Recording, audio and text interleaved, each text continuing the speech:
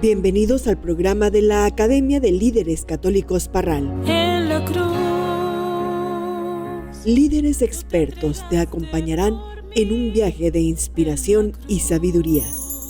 Descubre la riqueza de la fe católica a través de la doctrina social de la Iglesia, lo que todo católico debe conocer. En cada emisión exploraremos conceptos fundamentales para nuestra vida en sociedad y cómo poder aplicarlos en nuestro día a día. Te esperamos cada viernes a las 11 de la mañana a través del 107.9 FM XHDAB Radio Familia. Gracias por acompañarnos.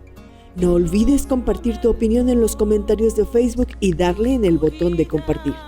También puedes enviarnos tus mensajes al WhatsApp en cabina 627-112-9184. Quiero estar contigo firme y no desistir. Tomar la cruz y caminar contigo, Señor.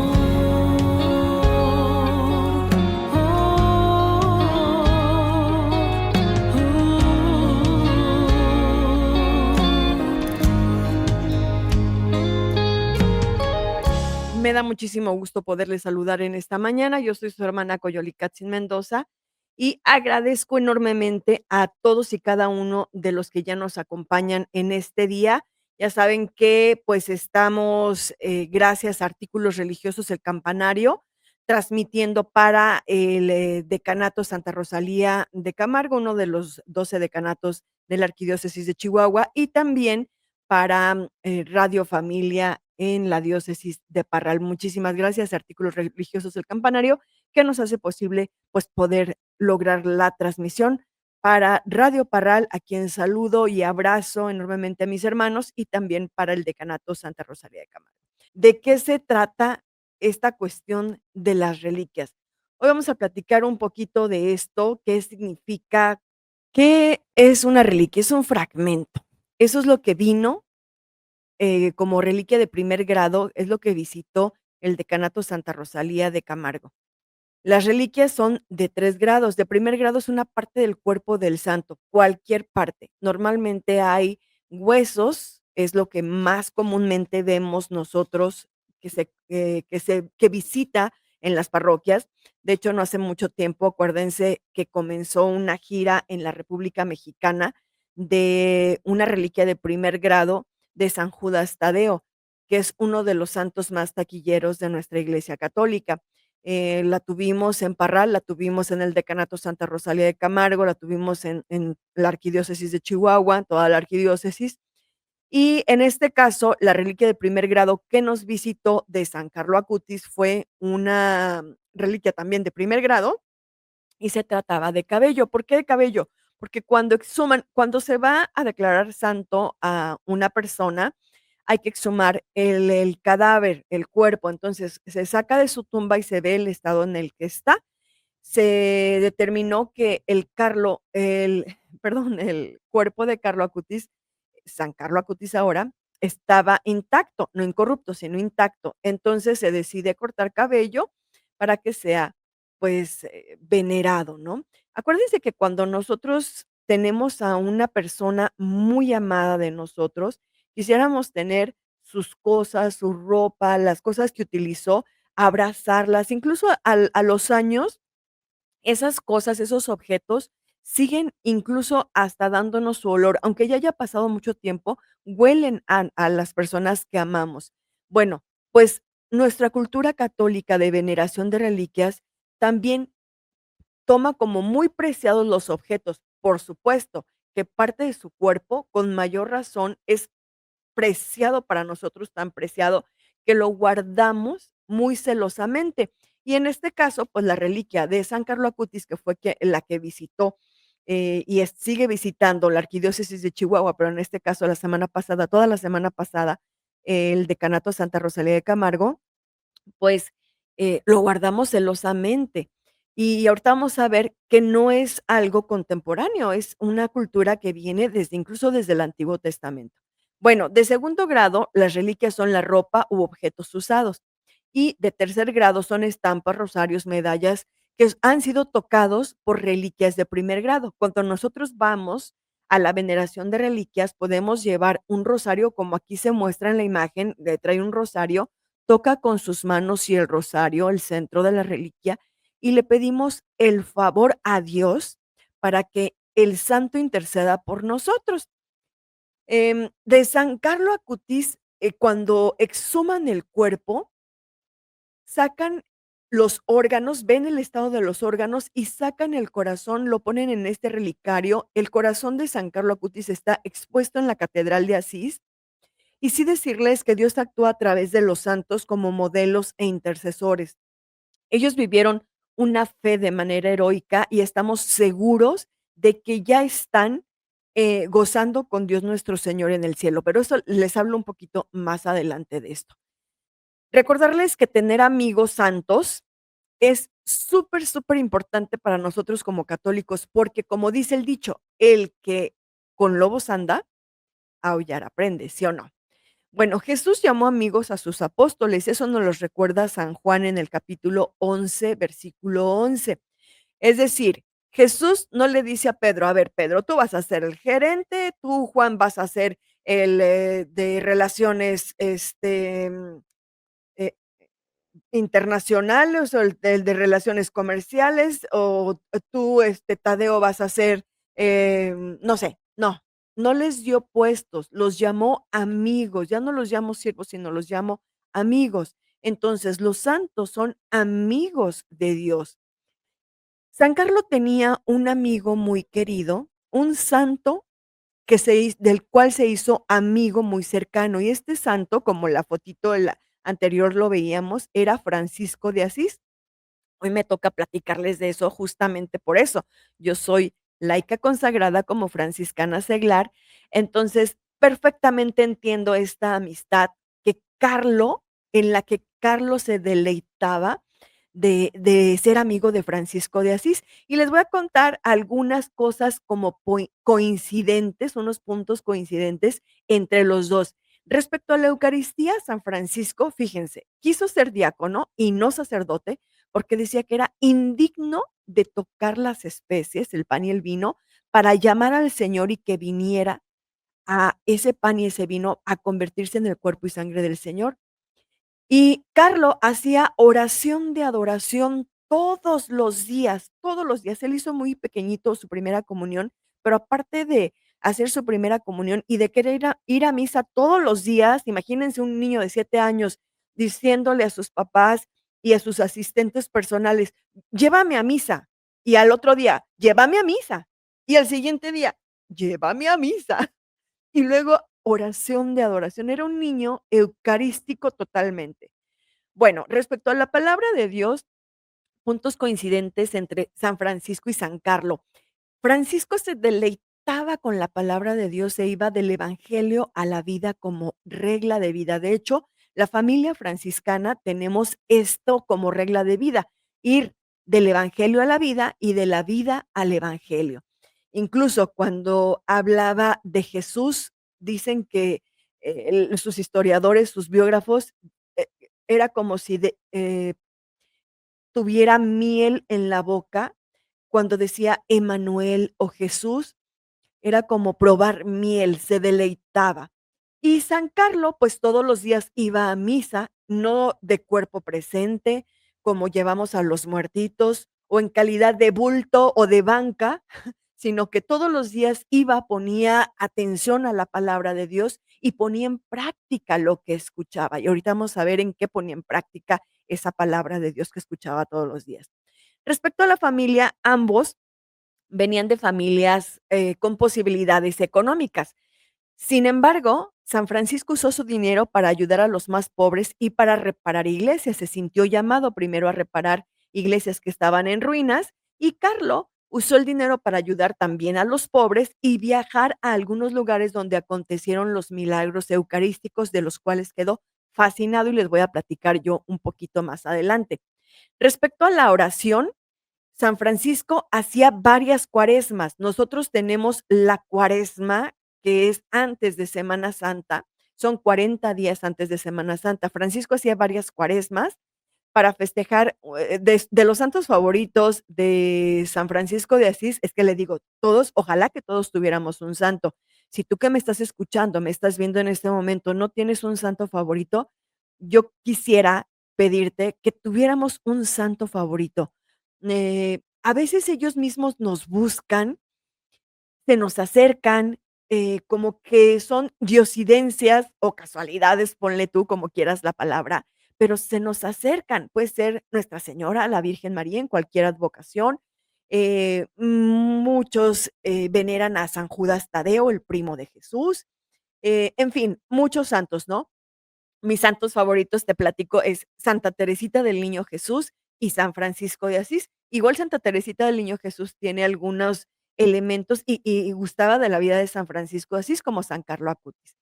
Entonces, ojalá que tú también tengas un santo favorito. El santo favorito de San Francisco y que te digo, hacía su cuaresma para celebrar la fiesta era San Miguel Arcángel. Haciendo varias cuaresmas, él recibe en una de esas cuaresmas, recibe los estigmas, que son las llagas de nuestro Señor Jesucristo, 2 en las manos, una en cada mano, o una en cada pie y una en el costado, como nuestro Señor Jesucristo. Entonces, él oraba muchísimo. Y Carlo Acutis, fíjense también algo muy parecido, muy similar. Una vez hizo 26 veces seguidas una novena con el fin de que nuestro Señor le concediera un favor. Algo le estaba pidiendo, no sé qué era, pero hizo 26 veces seguidas una novena. Y esto no es descabellado, hermanos, porque el Señor nos dice: "Pide y se te dará". De hecho, apenas acabamos de escuchar en la palabra de Dios que pidamos con insistencia. El día de ayer escuchábamos eso. Bueno, el tener. Decía Francisco: "Tengo pocas cosas y las que tengo las necesito poco". No se aferraba a las cosas materiales. Y San Carlos, pues a San Carlos no le importaba la apariencia física ni tampoco acumular cosas. Respecto a Asís, San Francisco fue enterrado en Asís y San Carlos también fue enterrado en Asís. Los 2 están en Asís. Bueno, fíjense lo que nos dice San Pablo en la carta primera de Corintios, capítulo 12, versículo 26. Cuando uno sufre, sufre todo el cuerpo. Y es que, hermanos, somos vasos comunicantes de la gracia. Cuando tenemos alguna necesidad, todos hemos experimentado en mayor o menor medida, pero hemos experimentado, de repente nos preguntan: "Oye, ¿cómo estás?". No, pues es que me siento un poco enfermo, me duele aquí, me duele allá. Te encargo oración, porfa, ¿no, hermana, hermano? Y claro que ese hermano o esa hermana, cuando convivimos en esta comunidad eclesial de la que formamos parte, te dice: "Claro que sí, voy a ofrecer mi rosario, voy a ofrecer mi santa misa, voy a ofrecer mi Eucaristía por ti". Y nosotros nos quedamos así como que: "Ay, muchas gracias porque ya vas a orar por mí", ¿no? Entonces, si eso hacemos entre nosotros, que nos ayudamos mutuamente, oramos unos por otros. Con mayor razón, los católicos recurrimos a quienes vivieron la fe de manera heroica y que han sido canonizados para que intercedan por nosotros. Es la iglesia peregrina en comunión con la iglesia triunfante y esto es padrísimo. A mí me encanta esto. Fíjense bien cómo en el Antiguo Testamento, en la carta segunda de Reyes, capítulo 13, el versículo 20 y 21 nos habla de un hombre santo, Eliseo, San Eliseo. Bueno, muere San Eliseo y lo entierran, y dice esta palabra de Dios que bandas de moabitas incursionaban cada año en el país. Eran bandas de ladrones, gente que hacía daño en el país. Entonces sucede que unas personas, una familia llevaba a enterrar a su difunto y vieron a lo lejos a una de esas bandas. Dejaron entonces el muerto en la tumba de Eliseo y ellos se fueron, se pusieron a salvo. Pero cuando el muerto, cuando el hombre que depositaron ahí tocó los huesos de Eliseo, revivió e inmediatamente se puso de pie. En cuanto a al Nuevo Testamento, en Hechos 5, capítulo 5, versículos 14 y 15, nos habla de Pedro. Seguramente ustedes se han de acordar de esto. Acuérdense que nuestro Señor Jesucristo, después de que murió en la cruz y resucitó, empezó la gente como pólvora muchos se regó la voz de que murió y resucitó, y cada vez iban en aumento y en aumento los que creían en el Señor, tanto hombres como mujeres, y esto nos narra este pasaje de Hechos 5, 14 y 15. Entonces, lo que dicen, porque los apóstoles que se quedaron, recuerden que cuando asciende nuestro Señor les deja el mandato a los apóstoles y después, pues, a todos nosotros, ¿no? Vayan, bauticen y prediquen la buena nueva. Entonces, ellos iban esparciendo la buena nueva por todo el mundo, y entonces cada vez más y más hombres y mujeres creían en el Señor, incluso hasta sacaban a los enfermos a las calles, poniéndolos en los catres y camillas para que cuando Pedro pasara, al menos su sombra cubriera a alguno de ellos, y saben que se sanaban, los enfermos se sanaban, con la sombra de Pedro. Otro de los hechos importantes que tenemos en el Nuevo Testamento, en estas comunidades de primeros cristianos, se encuentra narrada en Hechos 19, versículos 11 y 12, en donde nos dice que por intermedio de Pablo, Dios realizaba milagros poco comunes, hasta tal punto que el aplicarse sobre los enfermos pañuelos o lienzos que habían tocado el cuerpo de Pablo, aquellos se curaban y quedaban libres de los malos espíritus. ¿Se acuerdan lo que les decía al principio de las reliquias de segundo grado? Son la ropa que utilizó el santo. En este caso, San Pablo, estos pañuelos o lienzos que habían utilizado o que habían tocado el cuerpo de San Pablo, los enfermos quedaban curados y libres de los malos espíritus. De hecho, si ustedes leen este capítulo, nos va a narrar que había algunas otras personas que querían hacer lo mismo, pero como no tenían esa autorización de parte de nuestro Señor, San Pablo, por supuesto que fue autorizado por nuestro Señor y tenía su misión. Entonces, pues he ahí la diferencia. Otros no pudieron hacer, aunque decían que curaban en nombre de Jesús y decían el nombre de Jesús, no curaban, al contrario, les fue muy mal. Ustedes lean en la palabra de Dios, de verdad es que es padrísimo esto. Bueno, algo muy importante que tenemos que hacer, que tenemos que saber sobre los santos es que no los ponemos en el lugar de Dios. Ellos son reflejo de la santidad que Dios nos ha pedido a todos y de que sí es posible. Y eso lo podemos leer en Mateo 5:48, donde el Señor nos invita, sean santos, como mi Padre es santo, nos dice Jesús. También es importante que sepamos que a los santos no los adoramos, sino que le pedimos que le hable bien de mí a Dios. Es como el amigo que pide por ti. Ejemplo, imagínense que yo tengo una necesidad muy grande. Digamos que ahora con las lluvias extraordinarias que el estado de Chihuahua ha recibido, bendito sea Dios, todavía nos faltan más lluvias, pero imagínense que mi casa está justo donde pasa un arroyo y que estaba desaparecido porque hace mucho tiempo no llovía como llueve ahora, pero se me metió todo el agua y yo perdí mi sofá, mi cama, mis electrodomésticos que estaban al nivel del suelo. Y entonces, pues es una gran pérdida, pero el gobierno del estado ha lanzado un programa muy bueno con el que yo me puedo recuperar. Sin ese programa no podía recuperarme, por lo menos no tan fácil, a lo mejor lo que me ha costado muchos años, mucho esfuerzo, mucho trabajo obtener materialmente, pues el gobierno del estado me está queriendo ayudar como familia damnificada por las lluvias. Y digo, yo voy a obtener este programa, pero pues es que no conozco a la gobernadora.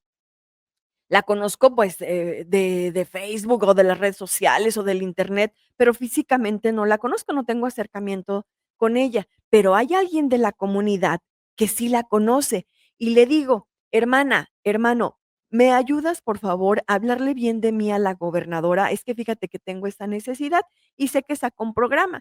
Y me dice: "Claro que sí". Y entonces esta persona habla bien de mí a la gobernadora y yo puedo obtener este beneficio. Eso es así es como trabajan los santos. Me ayudan a hablarle de bien de mí a Dios. Es como ese amigo que pide por mí. Entonces, los santos no tienen poder propio. Dios actúa a través de ellos. Volviendo al ejemplo anterior, no es la amiga o el amigo, el hermano que le habló bien de mí a la gobernadora, sino la gobernadora que sacó este programa es quien me está dando este beneficio a través de esa intercesión que hace mi hermano o mi hermana. Así trabajan los santos. ¿Qué nos dice el apóstol Santiago sobre la intercesión?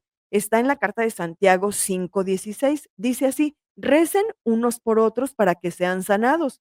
La súplica del justo tiene mucho poder con tal de que sea perseverante. Otra vez volvemos a escuchar la perseverancia de la oración. Insiste, insiste, insiste. No es lo mismo que una sola persona, sola, pida a que nos juntemos como comunidad por un solo propósito. Señor, te pedimos por la necesidad de mi hermana fulana de tal, que mira, tiene esta necesidad.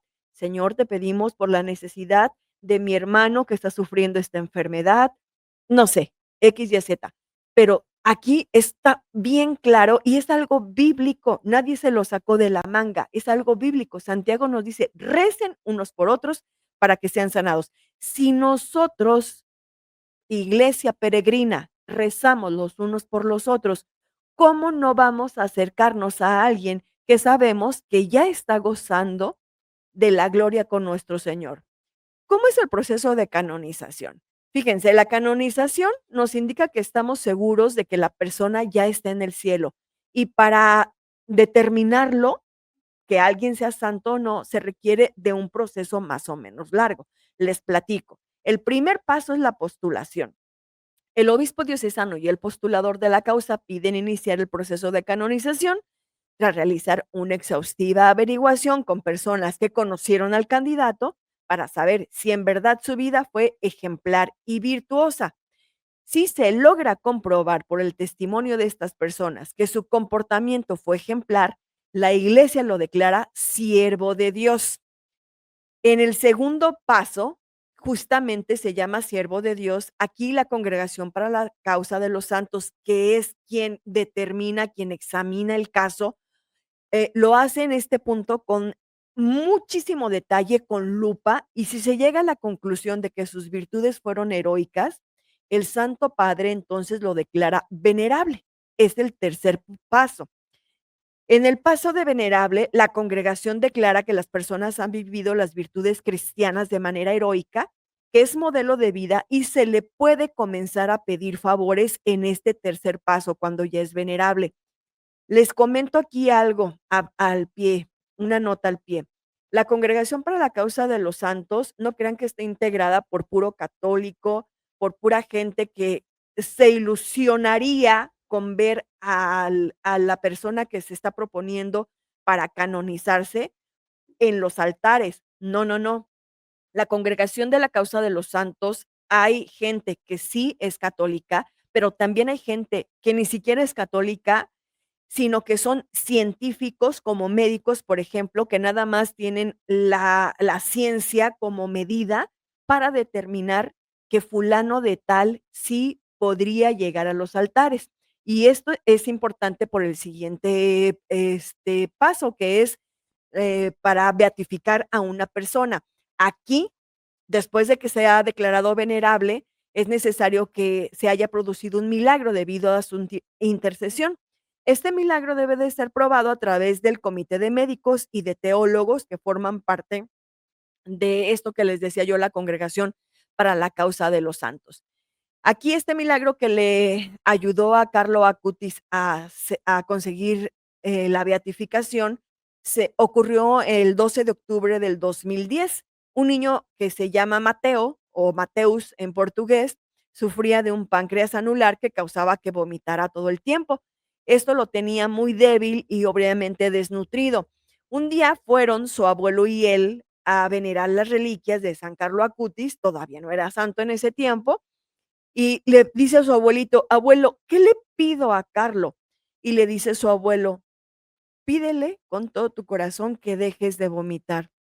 Las pruebas médicas demostraron, primero, que estaba enfermo de este páncreas anular, todo su expediente médico con el páncreas anular, y después de pasar, el niño va, besa la reliquia y le pide con todo su corazón, como su abuelito le aconsejó: "Por favor, Carlo, que deje de vomitar". Él empieza a sentirse bien, lo llevan al médico y las pruebas médicas demostraron que estaba completamente curado. Así, Carlo logró ser beato.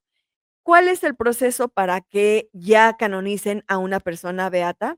Bueno, se requiere un segundo milagro posterior a la fecha de beatificación y con Carlos sucede que el 8 de julio del 2022 una señora que se llama Liliana viajó de Costa Rica a Asís y frente a la tumba de Carlo Acutis pidió al beato por su hija Valeria porque se había accidentado el 2 de julio anterior. Ella iba en bicicleta y un carro la aventó provocándole un traumatismo cráneoencefálico. Su cráneo se abolló, tuvieron que hacerle una operación, quedó en coma inducido y estaba intubada. Como nosotros ya pasamos el COVID, ya sabemos que cuando a uno lo intuban es porque no puedes respirar por ti mismo. Entonces, aquí hay algo muy importante. Los médicos le dijeron a la mamá, a Liliana, que su esperanza, la esperanza de Valeria se llama la chica, la esperanza de sobrevivencia de Valeria era casi nula, según los médicos. Entonces, la mamá, ustedes saben que como mamás, ¿qué no haríamos por los hijos? Ella se va de Costa Rica a Asís y estando ante la tumba de Carlo, ahí la vemos en esa fotito, está en la tumba de Carlo Acutis pidiéndole, Carlo, intercede por mi hija, por favor, pídele a Dios que sane de este problema que tiene, que salga de ese hospital. Y recibe una llamada en donde se le informa que Valeria ha comenzado a reanudar su respiración espontáneamente y al día siguiente empieza a moverse de nuevo y a hablar parcialmente. 16 días después del accidente, en una tomografía se mostró que la hemorragia había desaparecido en su totalidad. Una semana después, Valeria sale del hospital, recuperada casi por completo, y el 2 de septiembre, Liliana, en compañía de su hija, viaja nuevamente a Asís para dar gracias a Dios ante la tumba de Carlo Acutis. De hecho, la podemos ver a Liliana es una de los personajes que estuvo en la canonización de San Carlo Acutis. Una vida preciosa la de Carlo, y ahora me toca platicarles de él, por si tienen la oportunidad de que la reliquia visite, sus diócesis. Es más, aunque no visite sus diócesis, acuérdense que hay una comunión estrecha entre la iglesia triunfante y no se requiere especialmente que estemos frente a la reliquia, pero si tenemos la oportunidad de estar frente a la reliquia, mucho que mejor. Me voy a ir un poquito más rápido. Bueno, Carlo nació en Londres el 3 de mayo de 1991, fue bautizado el 18 de mayo, cumpleaños de San Juan Pablo II. Algunas cosas que le gustaban a Carlo era cumplir con agrado sus responsabilidades como estudiante e hijo, y creo que esto nos lo va distinguiendo en su vida y es lo que hace que él viva, que la Congregación para la Causa de los Santos determine que él vivió con, grado de heroísmo su fe, porque fíjense, cumplía con agrado sus responsabilidades como estudiante y como hijo. ¿Cuántos de nosotros adultos es lunes y decimos: "Ay, no, es lunes, el trabajo, qué horror, no, no voy"? Y obviamente nuestros hijos que nos ven, ¿qué es lo que van a decir cuando es lunes y suena la alarma para ir a la escuela? "Ay, no, mamá, 5 minutos más, por favor, no, la escuela no". Carlo no, cumplía con agrado sus responsabilidades como estudiante y como hijo. Aparte, él era voluntario en el comedor. Yo les platicaba hace un ratito, Carlo tenía posibilidades económicas, venía de una familia pudiente, pero él no se quedaba así como niño bien, sino que iba y ayudaba en un comedor comunitario, pero no llegaba y se sentaba y vengan, sírvanme. No, ¿en qué les ayudo? Ahora, a quién le doy? Se apuraba a servir.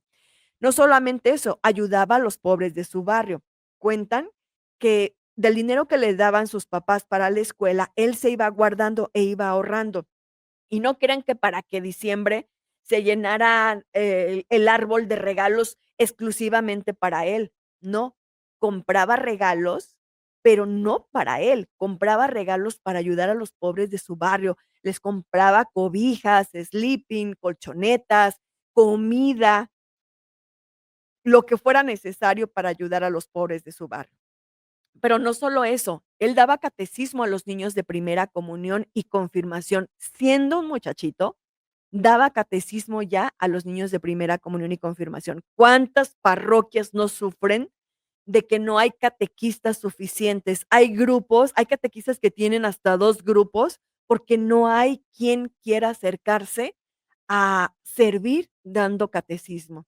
Bueno, Carlo lo hacía, pero aparte también ayudaba a niños que tenían dificultades con sus tareas, les ayudaba a que pudieran entender las clases y a que hicieran sus tareas. Y como un niño de su edad, como un niño normal, le gustaba tocar el saxofón, jugar el fútbol. Él empezaba, desde muy chiquito empezó a armar y desarmar computadoras, entonces sabía, en la cuestión de computación, armar y desarmar computadoras, diseñar software, disfrutaba de los videojuegos, veía películas policiales y también hacía películas con sus perros y con sus gatos. Este es otro de los puntos coincidentes con Francisco de Asís, le gustaban mucho los animalitos. Bueno, otra de las cosas que le fascinó a San Carlo Acutis es la fuerza inmensa en la Eucaristía y en las manifestaciones milagrosas de Jesús en la Eucaristía. Entonces, cuando descubre los milagros eucarísticos, utiliza Internet para evangelizar y empieza a viajar por todo el mundo, especialmente por los lugares que le quedaban más cercanos para documentar en primera persona. Él quería ver en primera persona estos milagros eucarísticos. Los milagros eucarísticos los determina un equipo científico y teológico que analiza los fenómenos extraordinarios vinculados a la Eucaristía, donde la hostia consagrada se manifiesta como carne y sangre o se conserva de forma incorrupta durante mucho tiempo. Esos son los milagros eucarísticos, pero quiero decirte que milagro ocurre todos los días en la Santa Misa. Cada vez que el sacerdote pone sus manos sobre las especies del pan y el vino y comienza con la oración de consagración, sucede una cosa maravillosa. Llama al Señor a que se esconda en el pan y en el vino y para que venga y nos abrace con el amor inmenso a cada uno de nosotros. Dios nos ama en serie, en serio, en serio nos ama, no en serie, no como hacer muchos productos de igualitos todos, no, a cada uno de manera personal nos ama y ese amor lo quiere manifestar en el abrazo eucarístico. Cada vez que comulgamos, así quiere. Y Carlo, cuando se da cuenta de este amor, de este milagro y de los milagros eucarísticos, que son las manifestaciones extraordinarias, empieza a documentar todo, a grabar, a tomar fotos en Lanciano, en Bolsena, en diferentes lugares que le quedan a él cerca de donde vive, en Milán, Italia. Y hace esta página, se llama miracolieucaristici.org. Hay diferentes idiomas. Yo te recomiendo que entres y veas, te maravilles de verdad de todo lo que Carlo y el equipo después de Carlo ha podido documentar durante un buen rato. Es padrísimo, de verdad, me encanta. Fíjate que Carlo hizo su primera comunión a los 7 añitos de edad y a los 7 años dijo: "Estar siempre unido a Jesús, este es mi plan de vida". Muchas veces nosotros como adultos ni siquiera entendemos qué hacemos en esta vida, no sabemos todavía, eh proyectar esto, nuestra vida misma, sentarnos a ver, yo quisiera esto de mi vida, este es mi plan de vida. Y Carlos tenía 7 años cuando dijo: "Estar siempre unido a Jesús, este es mi plan de vida". Y por encontrarlo apto intelectualmente, es decir, tenía el conocimiento, pero no solamente eso, sino una madurez espiritual por esta circunstancia especial, le fue otorgada la gracia de hacer su sacramento de la primera comunión con tan solo 7 años. Normalmente lo hacen de 9 o 10 años. Entonces, a partir de ese momento, nunca faltó a misa diaria. También hacía un poco de adoración eucarística antes o después de misa y rezaba el Santo Rosario diario. Carlos tenía una fuerza extraordinaria en la oración que producía efectos visibles tangibles, efectos visibles que se vieron no después de su muerte, sino desde en vida. Él se llama Rajesh, es su asistente personal. Fíjense que él lo acompañó desde pequeño, era quien lo llevaba y lo traía de la escuela a su casa, y Carlos le hablaba todos los días de la Eucaristía. Vamos a misa, llévame a misa. Claro que Rajesh lo acompañaba. Rajesh, algo muy importante, es hindú y es hijo de un sacerdote brahman. En la India no es mayoritaria la religión católica, ni siquiera los cristianos. Entonces, somos minoría en la India y su papá es sacerdote brahman. Entonces, él dice que él cuenta su testimonio de que, pues, él creció con esa cultura de el papá sacerdote brahman, que no sabía nada del cristianismo, del catolicismo, y cuando ve a Carlo con ese amor, le dice a la mamá de Carlo: "Es que yo quiero tener lo que Carlo tiene, yo quiero experimentar ese amor tan grande y esa alegría y esa fuerza que Carlo experimenta así de pequeño, lo quiero experimentar yo". Y entonces Rajesh empieza a prepararse para recibir su bautismo, para hacer su primera comunión y su confirmación. Hoy él lo cuenta muy feliz, muy satisfecho de haber acompañado a este santo millennial. Pero no solamente Rajesh fue tocado por la vida de Carlo. Fíjense que su mamá, a ver si les parece conocido esto, su mamá cuenta con cierta pena que ella solamente había asistido antes de que Carlo empezara a hablar de la Eucaristía, antes de la primera comunión de Carlo incluso, ella había asistido solamente 3 veces a la Santa Misa. El día de su primera comunión, el día de su confirmación y el día en que se casó. Y lo dice con tristeza porque reconoce que no se daba cuenta del valor tan grande de la Santa Misa y del banquete al que Dios nos invita en la Santa Misa. Entonces, pues, se ve tocada por Carlo y empieza su proceso de conversión. Recuerden que todos somos procesos y vamos de poco a poco. Entonces empieza ahora sí a interesarse y a ir a misa todos los días. Carlo entonces era un instrumento vivo de la gracia divina, era ese vaso comunicante de la gracia. Para Carlo, la Eucaristía es una autopista al cielo. Acuérdense que la autopista es una vía rápida. No es lo mismo irnos por un camino, por la vía libre, a agarrar una autopista. Nos vamos rápido. Pues para él, la Eucaristía es una autopista al cielo. ¿Quién no quiere ir al cielo? Todos yo creo que queremos ir al cielo. Pues agarremos entonces el ejemplo de Carlo y acerquémonos a la Eucaristía. Fíjate lo que es la Eucaristía por cada uno de nosotros. Nos alimenta el cuerpo y el espíritu. Es medicina del alma. Nos ayuda a evitar el pecado. Nos da fortaleza con nuestras debilidades. Es como un gimnasio en donde nos ejercitamos en las virtudes y tenemos la fortuna tan grande de estar frente al Señor vivo y realmente presente en la Eucaristía todos los días, cada vez que quieras. Hay capillas de adoración permanente que todo el día están abiertas y puedes acceder a platicar con el Señor. Y todos los días tenemos Santa Misa. ¿Sabes? En tiempos de San Francisco de Asís, que no es de que fuera hace muchísimos años, no es de los primeros cristianos, es de 1200. ¿Sabes cuántas veces se comulgaba al día?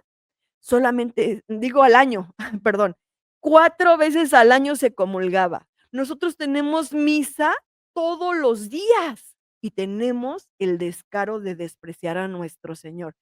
Es una cosa bárbara de parte de nosotros. Fíjate, San Carlos describe que cuando te pones frente al sol te bronceas, pero cuando te pones frente a Jesús en la Eucaristía, te conviertes en santo. Y es que ser santo es hacer bien lo que te toca, no es hacer cosas eh, descabelladas, es hacer bien lo que te toca. Carlo era un joven, un hijo y un estudiante, y lo hacía bien y lo hacía con gusto. Pero, ¿cómo puedo experimentar en mi vida los beneficios de la Eucaristía como San Carlo lo experimentó? A lo mejor en este momento tú dices: "Sí, sí quiero con todo mi corazón". Y a lo mejor dices: "Es que yo voy todos los días a misa y yo no experimento lo que Carlo experimentaba". Bueno, es que debemos disponernos como cuando el médico prepara el cuerpo para una operación. Yo no sé si tú has visto, pero mira, el médico se prepara, se lava muy bien las manos en un lugar especial, en un cuartito especial, no es en el lavamanos, sino en un lugar especial. Se pone sus guantes y así como está el dibujito este, ya no toca nada, porque si toca cualquier otra cosa, se puede traer algún virus, alguna bacteria que puede infectar en la cirugía. Entonces, así con la boca cubierta, el cabello para que no vaya a caer algún cabello en la cirugía, pero no solamente el médico se prepara, también el cuerpo de quien va a ser sometido a una operación se prepara, lavándolo muy bien para que no se vaya a infectar. Fíjate lo que dice Corintios 11:29, porque si come y bebe sin discernir el cuerpo del Señor, come y bebe su propia condenación. En Primera de Corintios 11:29. Es decir, si nosotros nos atrevemos a acercarnos a nuestro Señor sin estar debidamente preparados, así como si fuera una operación, imagínate que vamos a entrar a una cirugía de corazón abierto, en donde tú le abres tu corazón al Señor y le dices: "Ven a mí, ven a mi corazón y late al mismo ritmo de mi corazón". La secuencia del Corpus me encanta. Esta secuencia se lee, se proclama el día de la fiesta de Corpus Christi, que es una fiesta solemne que tenemos nosotros como católicos. Y fíjate lo que dice respecto a la preparación: "Lo comen buenos y malos, con provecho diferente. No es lo mismo tener vida que ser condenado a muerte. A los malos les da muerte y a los buenos les da vida. ¿Qué efecto tan diferente tiene la misma comida?". Entonces, vamos a ver los 5 pasos que debemos de seguir para poder recibir a nuestro Señor, porque definitivamente es un privilegio, honor, pero también es una responsabilidad. Entonces, ¿cómo recibir la Eucaristía de manera adecuada? Primer paso, debo ser católico, bautizado y haber hecho la primera comunión. No puede comulgar, por más que lo desee, un musulmán, por ejemplo, Rajesh, que era hindú, brahman, pues no podía comulgar. Tampoco un cristiano no católico, aunque seamos cristianos, pero no es católico, no profesa la misma fe. Mi familiar que se fue a un culto cristiano porque en la iglesia católica no sentía bonito y quería sentir bonito y ya se fue, pero ahora quiere regresar porque anhela recibir a nuestro Señor en la Eucaristía. No puede comulgar tampoco, no se puede acercar en la fila de comunión hasta confesarse, que es el segundo paso. Estar en gracia es el segundo paso, es decir, no tener conciencia de pecado y si lo tengo, reconocer mis faltas y hacer un examen de conciencia. Esto es sumamente importante. El examen de conciencia es como ponernos en remojo. Haz de cuenta como la ropa que está bien sucia y yo quiero que mi ropa quede bien limpia, pues tengo que ponerla en remojo, porque así nada más con una talladita no queda bien. Y justamente por eso, porque no estamos dispuestos, no hicimos el examen bien de conciencia, por eso hay gente que cuando comulga, incluso comulgando todos los días, no ve efectos, porque no hizo bien su examen de conciencia y no confiesa lo que debe de confesar, lo debemos de confesar. Acuérdense que cuando entramos a misa, casi, casi de las primeras oraciones es pedir perdón a Dios por los, pecados que he cometido de pensamiento, palabra, obra y omisión. Y muchas veces, este pecado de pensamiento, vengo llegando a la iglesia y me encuentro con la que me cae gorda y digo: "Ay, me caes gorda, ¿cómo no te pasa algo malo?". Aquí lo dije en mi pensamiento y de eso, cuando yo me confesé, no lo dije, no le pedí perdón a Dios de eso, de ese pecado de pensamiento o de omisión. Yo pude haber hecho un bien y no lo hice, pecado de omisión. Yo me confieso de eso. Y luego hay gente también que allá en China dicen: "Pero pues si yo no robo, no mato, no le hago daño a nadie, yo no tengo pecado". Pues bueno, puede ser, ¿verdad? Pero examinemos nuestra conciencia y pensemos, matar no es simple y sencillamente con un arma de fuego o un arma blanca. Matar también es hablar mal de las personas. Matar también es decir palabras hirientes a nuestros seres queridos y desconocidos. Muchas veces nosotras, señoras, nos desquitamos nuestras frustraciones, nuestros corajes, lo que sea con los hijos, diciéndoles palabras que los hieren, que los matan, matan el corazón, su alma. ¿Qué palabras? Allá en China dicen las mamás: "Hazte a un lado, no sirves para nada, eres un inútil". ¿Y qué tal al viejo o a la señora, a los señores? Esa también es una forma de matar. Por eso tenemos que hacer nuestro examen de conciencia y confesar que la hemos regado, que hemos pecado para poder recibir de manera adecuada a Jesús. Tercer punto, no estar en situación irregular. Si como pareja no estamos casados por la iglesia, por más que lo deseemos, no podemos acercarnos a comulgar. Ay, es que voy a ser madrina de bautizo, de confirmación, de primera comunión. Qué feo se va a ver si no paso a comulgar. Mi amor, preferiblemente 1000 veces que se vea feo a que esa comida deliciosa, ese banquete que Dios ha preparado, sea para ti producto de condenación. Recuerden lo que dice la secuencia, no es el mismo efecto. A unos causa vida y a los otros muerte. ¿Por qué? Imagínate que llegamos a la casa después de que mamá preparó una riquísima comida y nutritiva. Elegimos los mejores ingredientes para que nutran a la familia. Llega la familia, los que van a comer y se sientan a la mesa. ¿Qué es lo primero que les dices antes de comer? Lávate las manos. No me comas así, vete a lavar las manos inmediatamente, porque sabemos que si comen así, mira, lo menos que nos puede pasar son unos retortijones de aquellos, pero también hay virus y bacterias que aunque mis manos se vean limpias, me pueden ocasionar perforaciones en el intestino o infecciones muy serias, muy graves. Llevemos esto al ámbito espiritual.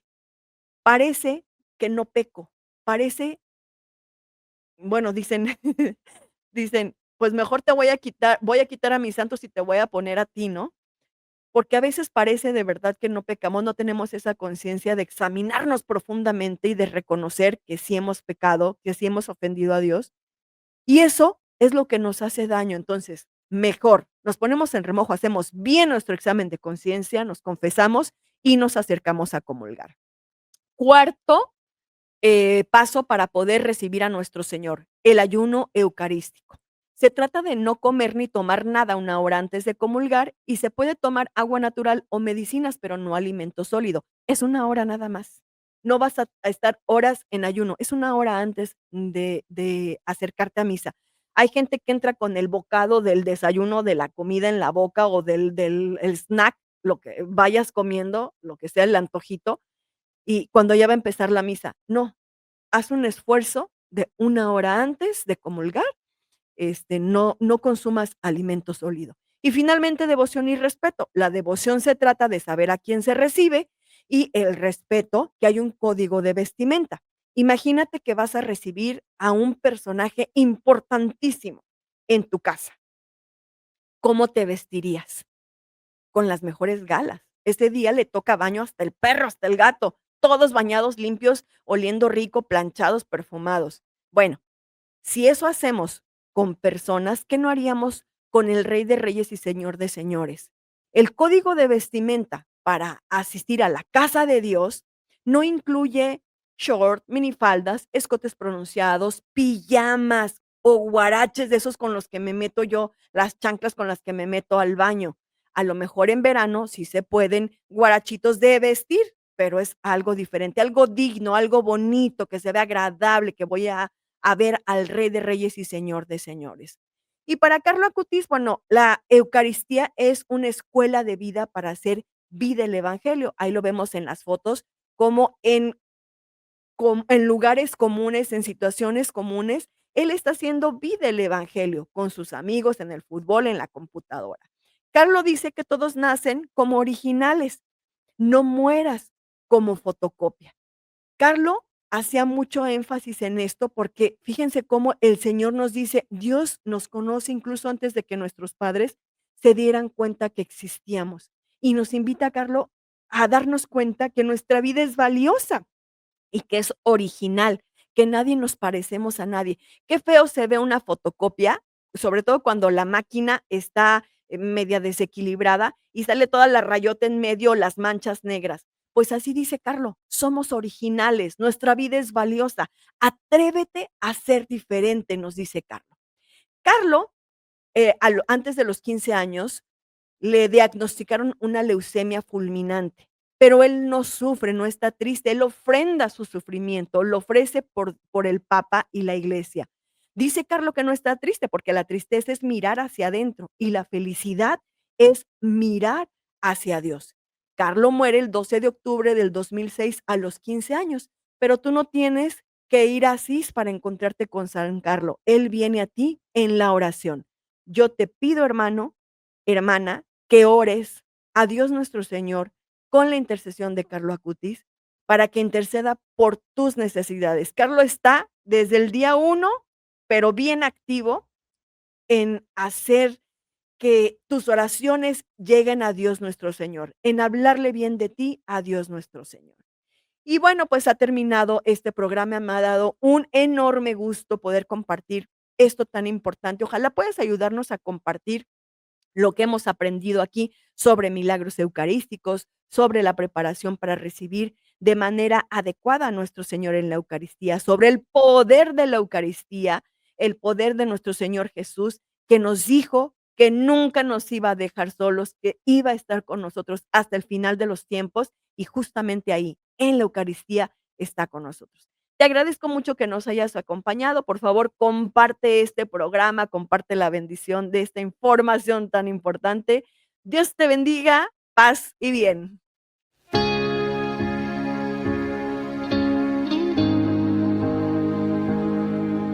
Gracias por habernos acompañado en el programa de la Academia de Líderes Católicos Parral.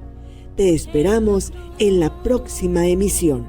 Líderes expertos te acompañarán en un viaje de inspiración y sabiduría. Descubre la riqueza de la fe católica a través de la doctrina social de la Iglesia, lo que todo católico debe conocer. En cada emisión exploraremos conceptos fundamentales para nuestra vida en sociedad y cómo poder aplicarlos en nuestro día a día. Te esperamos cada viernes a las 11 de la mañana a través del 107.9 FM XHDAB Radio Familia. Quiero estar contigo.